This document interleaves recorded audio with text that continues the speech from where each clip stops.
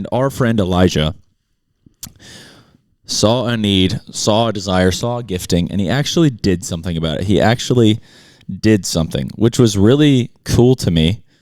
It's really inspiring to me because a lot of times, there's a million different reasons not to do things, and I think that paralyzes me and I think a lot of us young people a lot. It's really easy to make fun of things. It's really easy. Like negativity just trends really fast. But, one of the main reasons we do this is because just to do it. We had an idea. We thought it'd be a good time. We thought it'd be fun, and we're freaking doing it. So I really hope that maybe y'all out there right now have something you want to do. I don't know. Start a pet store. Maybe open up another cafe in Dayton, Kentucky. Right across the street in the Veterans Memorial Center. Do it. Yeah, buy a bike. I've had a lot of friends buy bikes lately, and I'm not going to lie, I think I'm a little bit to blame for that because I bought a bike and I posted, and Gracie posted it on Instagram. So buy a bike and have your wife post it on Instagram. Buy a bike. Buy a bike. Go on a bike ride. Why not? Literally, you should ride a bike. Literally, why? If you think about it, why don't you own a bike? Why don't you go on bike rides? Buy a bike. It's just fun. You're ridding yourself of fun that you can have in the world. I'm trying to help you have fun in the world. Have fun. Buy a bike. The world isn't just for daily, weekly, morning routines. It's for having fun and enjoying the world. Buy a bike. Ride it in the morning. Go bird watching. Stare at trees. Why have you not stared at birds lately?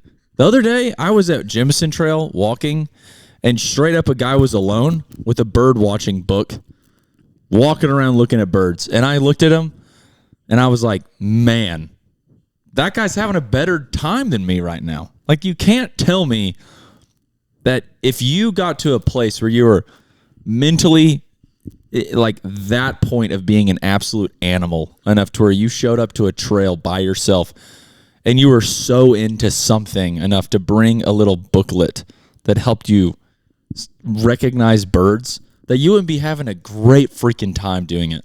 Buy a bike, ride your bike to Lakeshore Trail, get off your bike, look in the trees and look at birds. Maybe you want to start a clothing company. Buy a bike, ride downtown, look at commercial real estate, lease a building. Lease a building. Stick your clothes in there. Actually, there's no reason for you to lease a building in downtown if you're starting a clothing company, but freaking do it. Don't go downtown and lease a building. Just put your stuff online. Start a vintage store on your Instagram. Maybe you're in year 2 of working for one of the big fours after getting a CPA. Talking to you, Austin Eck. Buy a bike. Buy a bike. Check. He did that. He did that. Next stop, start a clothing company. That's right. And me and Austin have tried to start a clothing company several times. And ironically enough, he was into bird watching and he wanted to embroider different types of birds onto just blank white tees we thrifted. That would be sick. I don't know what we were going to call it though. My friend Heath Paget is really into bird watching and gardening. Buy a garden. Actually, you don't buy a garden. Make one. Dig it up. You freaking build it. I think it's ironic that in Gardendale, the place of your work, the place of my parents' home, there's no gardens. There's no public garden. There's not even like a subtle, I don't even know what to call it. City park with some flowers. Yeah, there's not even there's not even really flowers there. Not really. And ironically enough, the city's logo is a magnolia flower, which is a tree. It's not even like a garden flower. Yeah. Man, what if Gardendale had the Gardendale Botanical Gardens? I think they definitely should. That would make it a better city. Yeah, I mean, if you think about it, nobody's going to see that a botanical garden is in a city and be like, I'm less likely to move there. Yeah. Everyone will see that and be like, I kind of want to move there a little bit more than I would have if it didn't. Here's a question. What would have to change for you to want to move back to Gardendale? Dang. I've never thought about that before. What makes you want to move places to begin with, Because I've been thinking about this a lot because where Elijah started his coffee shop at, it's not like a cool neighborhood. No. It is freaking cool to me now because Elliot is there, his cafe. Yeah. If I drove through there with no idea that Elliot was there, Yeah. or if I drove through there 1 month ago before Elliot was there, Yeah. I probably would have just been like, oh, a cute little candy store. Yeah. And that would have been like it. I wouldn't have thought anything of it. We would have made fun of that funeral home that had a funny name still. I'm not even going to try to pronounce I it. don't remember even. It was something started with an F, Fershmachev? something with an M, something with an E. Yeah. Also, you think about the sidetrack in Opelika. Not a cool town. Yeah. But because cool people have kind of found, I don't really know what their motive was. It was just like they wanted to care for what was like the cards they were dealt. Yeah. Which is, there's something about that's like uniquely, like, yeah, I would say like uniquely powerful to me. I don't really know what it is. Yeah, that's like, I've been thinking through that idea in my own life.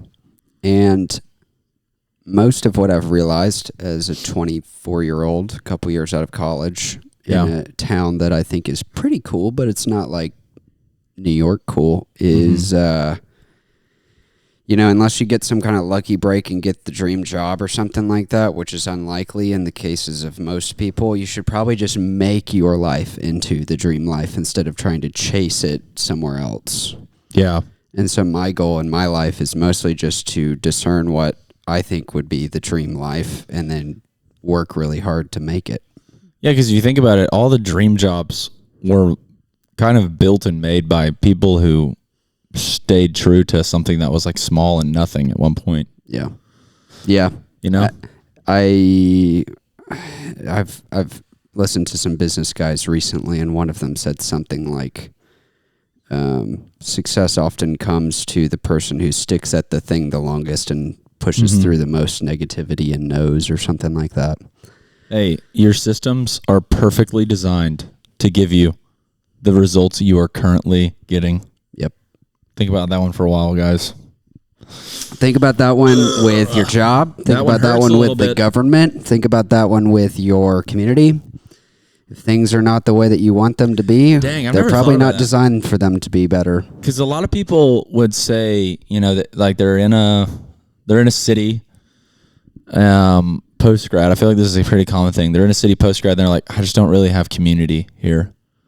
And if you were to say something like that to that person in that moment, that their processes are perfectly designed to give them the results that they're currently getting, that'd probably be a sucky thing to hear. Yeah.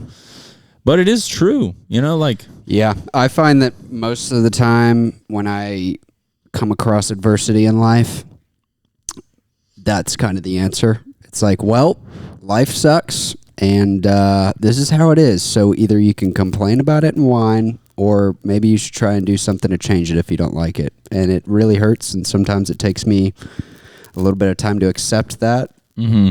But hopefully I will always be able to accept and then aim up.